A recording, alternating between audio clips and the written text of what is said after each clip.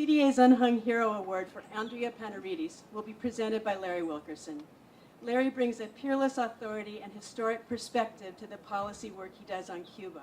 He's utterly fearless in testimony before Congress or in challenging the conventional wisdom in the press. It speaks volumes about his sense of service to this cause that he accepted our invitation to honor Andrea without hesitation. Larry.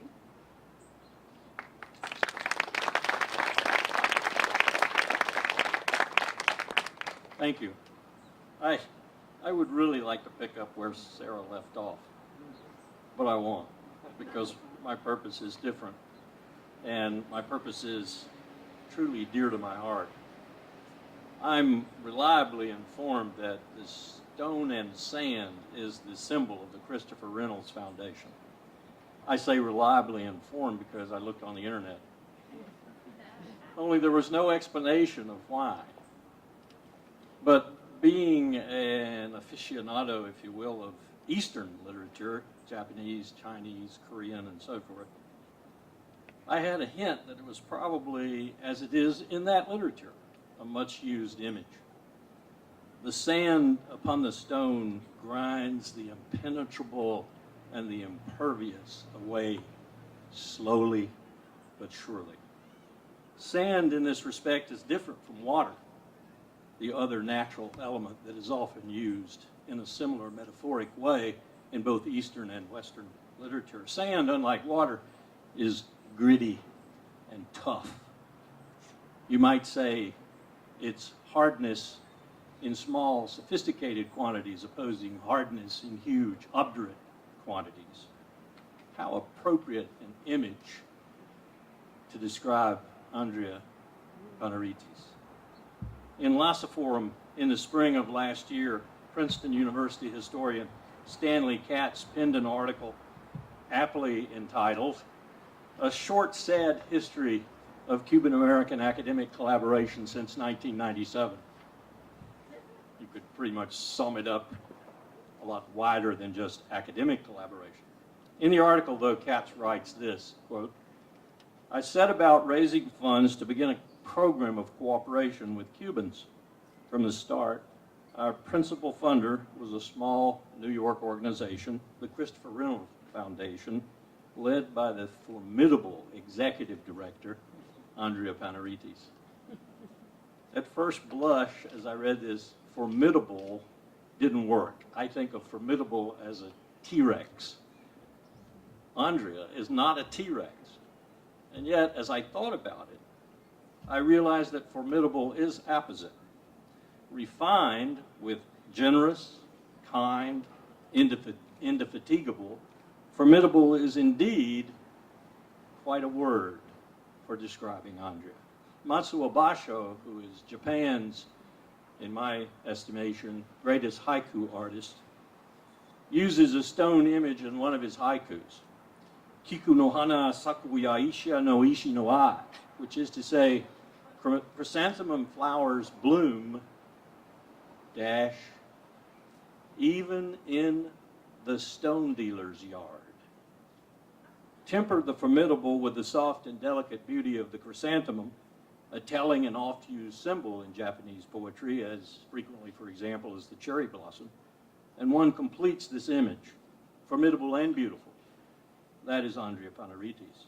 Like the sand against the stone, forever wearing away the opposition, and like the chrysanthemum defying the stone, even in the stone dealer's yard, forever offering compassion, understanding, and friendship in exchange for hardness, ignorance, and enmity. Andrea quietly achieves success.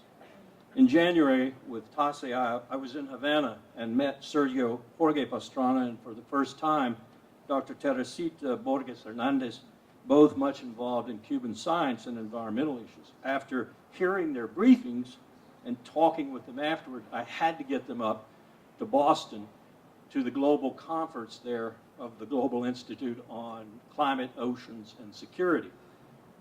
It was in May, and we were meeting in January, very short fuse. I went immediately to various funding sources because I knew the Cubans couldn't fund their own travel. As soon as I went to Andrea, it was okay, get the visas, paperwork will follow, everything's covered. As it turned out, Teresita was able to make it due to Cuban objections. Dr. Pastrana was not able to make it, but Teresita did such a good job in Boston that she's been asked back, and her workshop, the second day, was sold out. Since the mid-90s, and largely under the stewardship of that formidable executive director, Christopher Reynolds has been doing just that, working tirelessly to support those individuals and organizations like CDA, laboring to bring some sense to U.S. foreign policy vis-a-vis Cuba. But more importantly, laboring to help the 11+ million Cubans who live on that island so close to us that our shadow alone often darkens their brightest day. I remember, too, receiving the very best advice on Cuba from Andrea when I entered the fray, so to speak, some years ago and made my first trip post-revolution. I went there when I was 13 in 1959 with my grandmother, to Cuba. I relied heavily upon Andrea's advice and counsel for that trip. Her counsel, by the way, and this describes Andrea to a T, always seemed to come with a small dollop of Andrea's checking up on her children, calling in to New York from far distant places, and ensuring of their well-being, as well as letting them hear Mommy's voice. A mother first, everything else second, but I assure you that Andrea's second is better than most people's first. Andrea is indeed an unsung hero, but tonight, in sincere exception to her normal modus operandi, which is to be unsung, we sing her praises. Ladies and gentlemen, I give you the most dependable person I've ever met in Cuba-U.S. relations, Andrea Panaritis.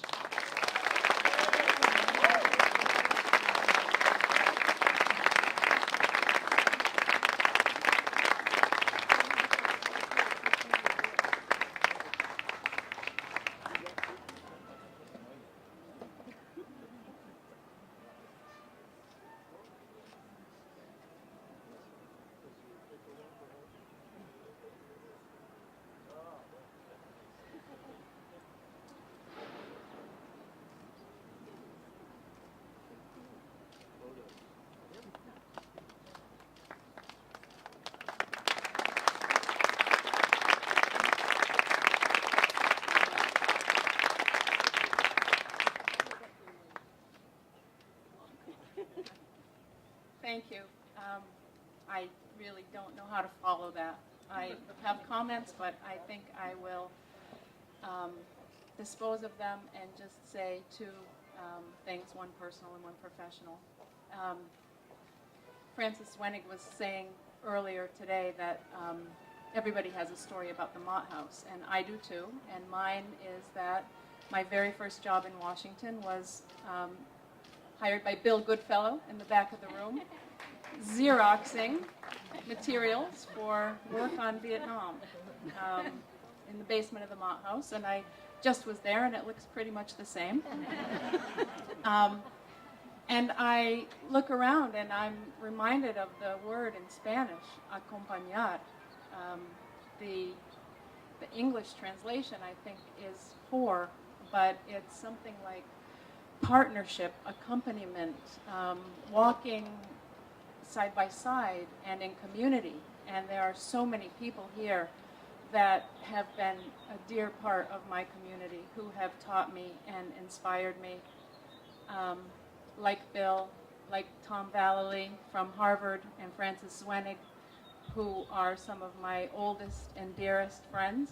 And I think single-handedly together, if you can actually do something single-handedly and together, change the face of U.S.-Vietnam relations years ago. I see Janet Schenk, who was my tutor in foundation matters related to Cuba, and several other folks from NGOs here in D.C., Mavis Anderson from the Latin America Working Group. I think Jeff Dale from the Washington Office on Latin America may be here, Anya Landau from the New America Foundation, and Colonel Wilkerson, who has been speaking truth to power, I think, for all of his life. I think of acompañar, and they are They are the community that is making this work happen. I want to say something about Sarah and the work that CDA does on Cuba. You will read of her great accomplishments on her website and in the weekly news blast and in the op-eds that she tirelessly produces. But the work I think that we don't often see that's really important is the tireless slogging on a day-to-day basis to really make things happen, usually under-resourced and in a climate and in a town where it's really, really hard. I think that especially working on the Cuba issue in these last few years has been extremely challenging. And yet the soul of Sarah's work, what I consider really the heart of Sarah's work, is something that is related not to the successes that you see on the website, but to the introduction of people who don't consider themselves friends, who have conflicting interests in some way and don't really recognize that they can move together. And Sarah is the type of person who doggedly will pursue the commitment to help people understand that the other is not so scary, is not so threatening, and actually is very much like self. Whether the others are the Cuban and the US government, or Republicans and Democrats, or other colleagues within this town, I really feel that that's the heart of Sarah's work and what she does, unlike any institution in this town. I want to say just one other thing about acompañar, the word in my mind, and it's related to a meeting of funders that I was at not too long ago, and we were talking about our dockets, and people were saying, our job really is to empower the grantees that we work with. And I was going along thinking, yeah. And then I stopped and I thought, no, our job is not to empower CDA or the other groups working on the Cuba issue. These groups are self-empowered. Our job is more to accompany them. You have the energy, you have the ideas, you have the passion, you have the skill. You need sometimes some support in terms of resources. And so I feel like we can accompany Sarah in this journey. We can send her off with some encouragement. We can offer connections and resources. We can offer a soft landing if things don't go quite as well as they should, and maybe a cold drink along the way. But if I have a wish for this evening, it really is to be a true accompanier of Sarah, and I hope that you will join me. Thank you for the opportunity.